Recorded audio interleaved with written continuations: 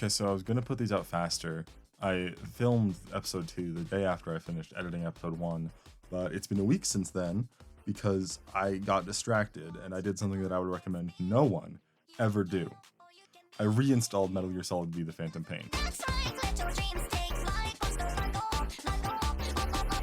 Do not confuse this with another action that I believe everyone in the world should do, installing Metal Gear Solid V: The Phantom Pain. No, I mean reinstalling it. Once you've S-ranked all the missions and listened to the hamburgers of Katsuhiro Miller, uninstall the game immediately. There is nothing left for you here. The palate seeks one thing: chemical additives. So I've been going well past that and developing every single item in the game. You know me, I'm just a silly little guy with a pending psychiatrist appointment to determine whether or not I have OCD, and in that process I became painfully familiar with the oft-forgotten system in MGSV, the Gunsmith. So reading from the official MGSV guidebook that I have for normal reasons, because I'm a normal person with normal things on my trinket shelf, available when you are aboard the ACC, the Customize entry in the Mother Base menu enables you to modify the color and other design elements of practically everything you own: vehicles, emblems, your avatar, and even Mother Base itself. The important function of this menu, however, is that you can create custom setups for all weapons with attachments once you've recruited a master gunsmith specialist. This is a key feature that can have immense benefits. For example, you could equip a powerful but noisy sniper rifle with a suppressor, or extend the clip capacity of your favorite automatic weapon. Attachments become available as you develop new weapons. If you develop a firearm that has a new stock part, the component will then become available when you customize other models. There is one very crucial part of this page that ironically makes it similar to the game's actual customization menu.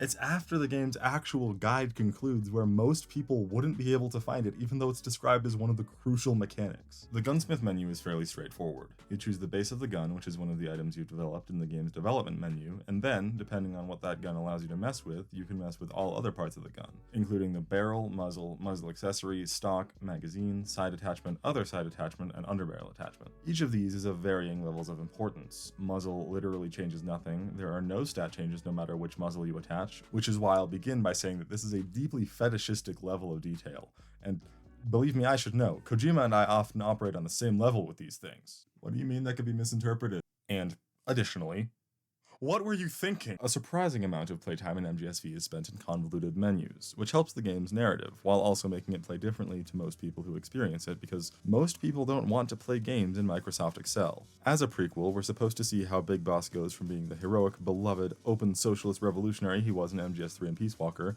to the Cold War criminal we see in MSX Metal Gear 1 and 2. And this transformation into villainy is soft and understated. You whip out your iPhone and deploy soldiers to go into a battle in which they're vastly outnumbered, and read the percentage of them who are going to die, and send them off, dehumanizing and throwing away the lives of people who worship you more than anything to build a bigger stockpile of weapons you are never going to use.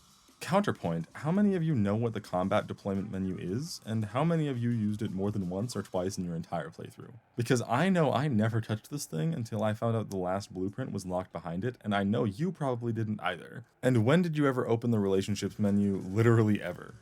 There is a big flaw in MGSV's conception that made it so divisive upon release, and that's just how lacking it was in a clear unifying vision like the other Metal Gears. Everyone had a very different experience playing it from the next person, and putting aside the development challenges that resulted in this, it makes the game feel like less than the sum of its parts. This is not a hot take, of course, it's actually the most common opinion people have about MGSV, how it feels unfinished, even if there's a debate to be had regarding whether or not it actually was. Anyway, as different teams working on development were barred from interacting with each other by Konami, the gun customization menu and development menu go directly at odds with one another in a way that has good and bad aspects that I'd like to focus on.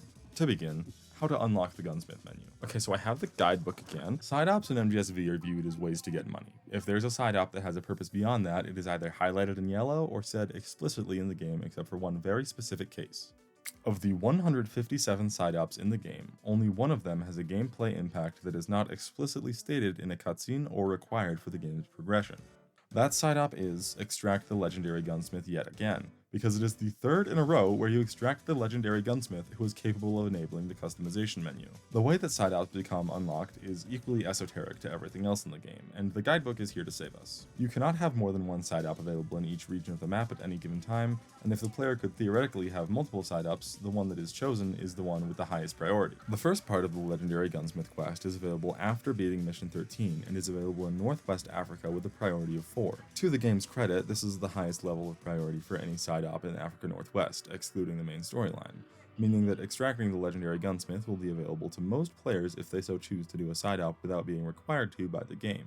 However, there is no indication that there is another Extract the Legendary Gunsmith quest available afterwards, because the only unlock condition is completing Step 1, but it almost certainly will not be available, because Step 2 is in Afghanistan North, with a priority of 5, where it was likely unlocked after the unlock of other Afghanistan North side ops that won't be overwritten until completed. Without prior knowledge of this game's esoteric systems, the Legendary Gunsmith quest will be completely forgotten and impossible to most players until they're able to get around to completing every side op in the game, probably in numerical order, because there's no reason to think that Afghanistan North should be the region that needs to be prioritized. And then this struggle happens again with Afghanistan West. Simply unlocking the customization menu is probably something that most players won't even recognize, as it will probably only be done by people trying to finish the literal checklist of the game's most boring and repetitive content. And then using it is its own struggle, because it can only happen from the ACC in the Customize menu when most people check the iDroid primarily during free roam and missions. But once the player knows of the customized system, it completely redefines the way the player interacts with the game's development system. The player starts the game with the AM-MRS-4 assault rifle, and once it's grade 4, it unlocks a medium durability suppressor. The sniper rifle that most players will gravitate towards is the M2000D, because you can see that unlike the Renov, it has a suppressor once it's been upgraded. Now, this is too early in the game to really matter, because the legendary Gunsmith can't be unlocked until after Mission 14. But the player can entirely ignore developing the M2000D and instead develop the Renov, which is 5 times cheaper to develop and 5 times cheaper each time it's used, and in the Customize menu, give it the same medium durability suppressor as the default assault rifle, sidestepping every grade of development up to grade 5 for the lethal M2000 and grade 6 for the non-lethal M2000. I'm only using these as an example for how someone might exploit the customization system in the early game. So what about the late game? Well, the S1000 air stun shotgun at grade 7 is worse than the vanilla S1000 because it has lower suppressor durability. This is basic game design. Going non-lethal is generally preferred by most players because you can extract unconscious soldiers and convince them to join your side instead of the enemy's side. But the thing that gives the high reward is also the thing that is more difficult. Unless you fully develop the vanilla S1000 and enter the Customize menu and give the S1000 air stun that suppressor, making it so that the gun is a straight upgrade, thereby ruining the most basic tenet of all game design. This is obviously a bad thing, as the player no longer has to struggle between it would be easier to go lethal but win but not recruit anyone, and it would be harder to go non-lethal and expand my base, removing depth in an open world video game that people love specifically because it has so much depth in its mechanics. And on top of that, the game knows that getting a medium suppressor non-lethal shotgun would be a massive reward, so it is available to develop as one of the most expensive things in the entire game, costing literally half of the max amount of money you're allowed to carry at one time, and requiring 30 extra levels above the level cap.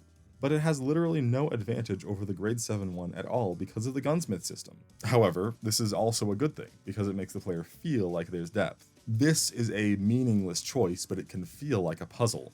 The player gets to feel like they got the drop on the devs and got one over on the video game. So it's a system that removes depth while making the players feel like they're the ones digging deeper.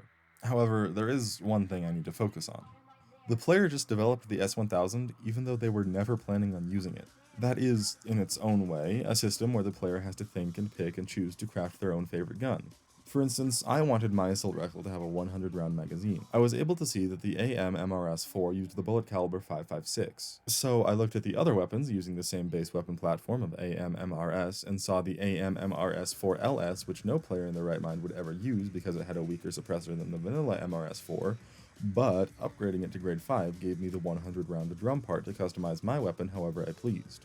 This was fairly expensive, but it required me to use my brain and my knowledge of the game's systems in order to fully accomplish my goals and exploit them in the most accurate definition of the word. And then I wanted a high durability suppressor, because the MRS-4 only has a medium durability suppressor. Muzzle accessories only work for weapons of the same categories including pistols, rifles, and shotguns, and there was only one rifle in the entire game that had a high durability suppressor, the AM-MRS-4R, and upon developing it, I was able to take its suppressor and put it on almost every other AR, sniper, and LMG in the game. This was a massive moment of triumph for me, even though I will never know how intentional it was on the game designer's end. The same is true for pistols. No pistol has a high durability suppressor, but 2 SMGs do, so developing them enables every sidearm in the game that can be fitted with a suppressor to have the best suppressor. Wait. Except for the Riot SMG? You can't change the muzzle accessory for stun weapons, including the Riot SMG and the UN ARC NL. And That's it. Those were the only 2 weapons in the game that used rubber bullets. Understanding that these weapons would be too strong if they could easily have high durability suppressors, they made it so that developing higher grades of the weapon with non-changeable high durability suppressors was very expensive and very time consuming. You know, game design. This was the most baffling choice of the entire system to me. Previously, it seemed like 2 developers with different ideas on how progression in the game should work, doing different things and then not cross-checking their work because Konami wouldn't let departments cross-reference between each other out of spite for Kojima, but now it's clear that that obviously can't be the case. I know that it's bad form to end YouTube videos at a loss, but I really cannot comprehend of why this would be. In conclusion, the Gunsmith from MGSV is one of the strangest things in the entire series, and that's saying something. I mean, I can't say anything else. It's like I'm left with a phantom pain for answers to questions that I'll never receive. Oh my gosh, that's why they did it.